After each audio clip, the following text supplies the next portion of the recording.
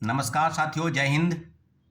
बात बीपीएससी की होगी, बात सिविल सेवा परीक्षा की होगी और 17वीं बीपीएससी की तरफ मैं इशारा कर रहा हूं। आपको पता है कि परसेंटाइल और नॉर्मलाइजेशन को लेकर जो विवाद है और बीपीएससी ने बिहार लोक सेवा आयोग के अध्यक्ष द्वारा एक आयोजित बैठक आयोजित थी, जिसको लेकर शिक्षकों के साथ जो पटना के शिक्षक हैं, कई शिक्षक, नामी ग्रामी शिक्षक, यूट्यूबर शिक्षक, कई शिक्षक उसमें शामिल हुए थे। और शिक्षकों के शामिल होने के बाद बीपीएससी मोटा मोटी कहे तो वन कैंडिडेट वन रिजल्ट शिक्षक बहाली के मुद्दे पर और डॉक्यूमेंट का वेरिफिकेशन रिजल्ट के प्रकाशन के पहले, यानी TRE 3 के रिजल्ट के प्रकाशन के पहले डॉक्यूमेंट का वेरिफिकेशन पहले कराने को लेकर शिक्षकों ने ये अपनी राय जो है बीपीएससी के समक्ष रखी। और ये हम लोग की डिमांड पहले से रही है। TRE 1 में बहुत बड़ी गलती हो गई, खामी हो गई।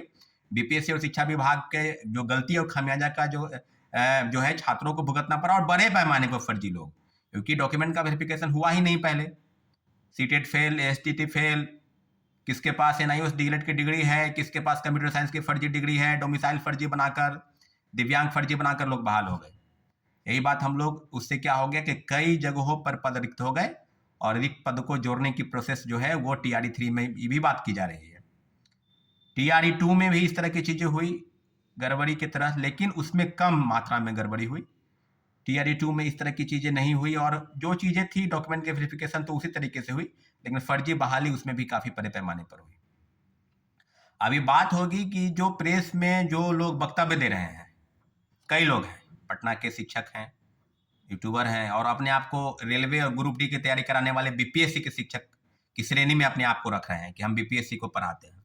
जो व्यक्ति कभी बीपीएससी के परीक्षा में अपियर नहीं हुआ, खुले तौर पर कहा जाए तो आप समझ लीजिए कि पूरे देश में लोकप्रिय हो गए वो व्यक्ति, और आज बीपीएससी और यूपीएससी का इंटरव्यू तक ले रहा है।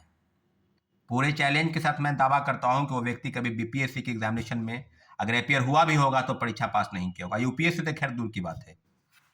नॉर्मलाइजेशन और परसेंटाइल को लेकर बीपीएससी द्वारा जो बैठक आयोजित हुई, अब जो कहा जा रहा है छात्रों की लड़ाई, अब छात्रों की लड़ाई है। और 2022 में आपको याद होगा 67वीं बीपीएससी के समय जब पीटी की परीक्षा हुई थी तो 20 अगस्त से और 31 अगस्त तक लगातार प्रोटेस्ट हुए बीपीएससी कार्यालय के पास, और पूरी तरीके से बीपीएससी के पूर्व चेयरमैन स्पष्ट तौर पर कह रहे थे कि हम लागू कर दिए हैं, हमने परसेंटाइल लागू कर दिया है, हम 2 शिफ्ट में परीक्षा कराना चाहते हैं। अभ्यर्थियों की संख्या जो है 7 लाख 8 लाख है। क्या नॉर्मलाइजेशन में क्या परसेंटाइल सिस्टम जैसे ही पेपर, यानी जो पेपर है 150 नंबर का जो क्वेश्चन है, वो अगर 350 और 350 और 450 यानी 3-3 सेट में अगर होंगे तो जाहिर सी बात है कि मेरिट वाले छात्र किसका कट ऑफ, किसका लो क्वेश्चन रहेगा, किसका हाई रहेगा, और किस प्रकार से वो आकलन कर लेंगे मेरिट का कि किसके पास क्या है। सामान्य जो है सामान्यकरण की तो बात हुई नहीं वहां पर तो सीधे सीधे कहा जाए तो एक तरह का प्रोसेस है, एक तरह का लॉटरी प्रोसेस कि किसका कौन चल। एक जो वो तर्क दे रहे हैं कि पेपर लीक को रोकने के लिए, पेपर लीक तो पहले भी आप नहीं रोक पाए थे। पेपर लीक पर आपका इतना ही डर सताया हुआ है तो पेपर लीक पर आप अपना सवाल कीजिए ना। TRE 3 का भी पेपर लीक हुआ, 66वीं पेपर लीक हुआ, 67वीं पेपर लीक हुआ। सरगना तो अभी तक आप नहीं पकड़ पाए कि कौन सरगना है। कभी पिंटू यादव, कभी IAS अधिकारी का भी नाम आता है, कई कई चीजें सामने आई है। तो शिक्षकों के बीच में जो मतांतर है, और शिक्षक बार बार प्रेस में आकर अपने वक्तव्य को दे रहे हैं कि परसेंटाइल जो नॉर्मलाइजेशन है उसको हम लागू कर देंगे, उसको हम लागू करवा दिए हैं, पूरी तरीके से जो है खारिज करते हैं कई मांगों को। तो सरकार तो बिल्कुल अब समझ गई है, व्यवस्था बिल्कुल अब इस तरह से आप जो समझ गए हैं कि सरकार तो बीपीएससी तो सरकार का दलाली कर रही है, और कई कई कई शिक्षक जो हैं वो बीपीएससी का दलाली करने लगे हैं। छात्र एकजुट है। अपने इस वीडियो के माध्यम से मैं छात्रों से आह्वान करता हूं कि छात्र एकजुट है। एक परीक्षा है, एक सीट में होगा और एक सेट में परीक्षा होगा। शिफ्ट एक होगा, सेट भी एक होगा। अब 3-3 सेट की बात की जा रही है, अलग अलग कलर का होगा। इस बात का फॉर्मूला जो है ना, इस बात का जो तैयारी बीपीएससी के पूर्व चेयरमैन भी किए थे, बड़े पैमाने पर घोटालेबाज चेयरमैन जो पर फर्जी बहाली करके चले गए, उत्तर प्रदेश का निवासी अब्दुल प्रसाद, वो भी किए थे। बीपीएससी एक स्वयं एक ऑटोनोमस बॉडी है। अब जो कह रहे हैं कि हम जो है सरकार की तरफ से, सरकार ये नहीं कहती है कि आप डबल शिफ्ट में परीक्षा लीजिए, सरकार ये भी नहीं कहती है। तो मुख्यमंत्री जी का हस्तक्षेप हुआ 31 अगस्त 2022 को 67वीं पीटी परीक्षा लेने के संदर्भ में जो जो बयान दे रहे थे कि हम परीक्षा आयोजित करा लेंगे, और कई तरह के मंतव्य दिए जा रहे थे, वो सारे कोशिशों पर बीपीएससी के छात्रों के एक बहुत बड़ा प्रोटेस्ट हुआ था, आपको याद होगा।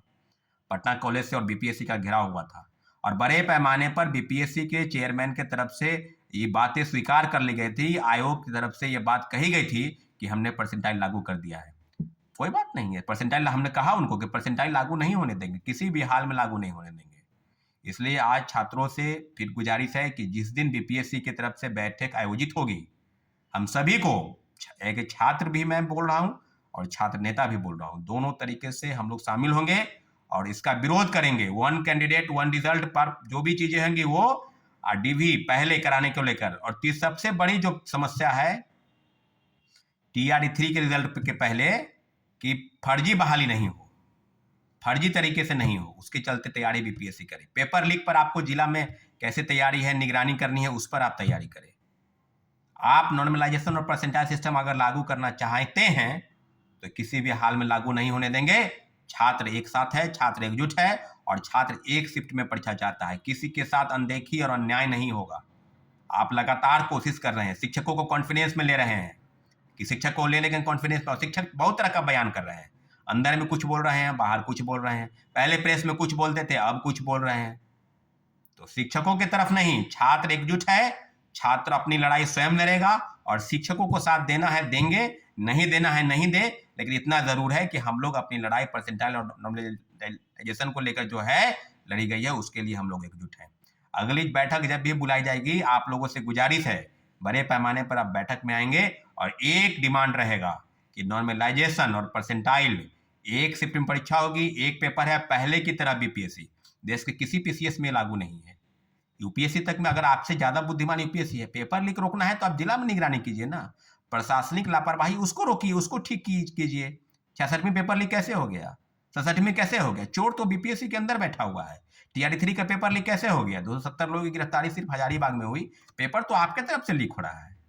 अगर किसी ने पेपर लीक कराया तो उस पर कार्रवाई कीजिए, सरकार की तरफ से ये होनी चाहिए, छात्रों को गुमराह नहीं। नॉर्मलाइजेशन और परसेंटाइल किसी भी सूरत हाल में बर्दाश्त नहीं होगी। ठीक है साथियों, हमारे चैनल को आपने सब्सक्राइब नहीं किया तो प्लीज सब्सक्राइब कर दे। धन्यवाद, जय हिंद।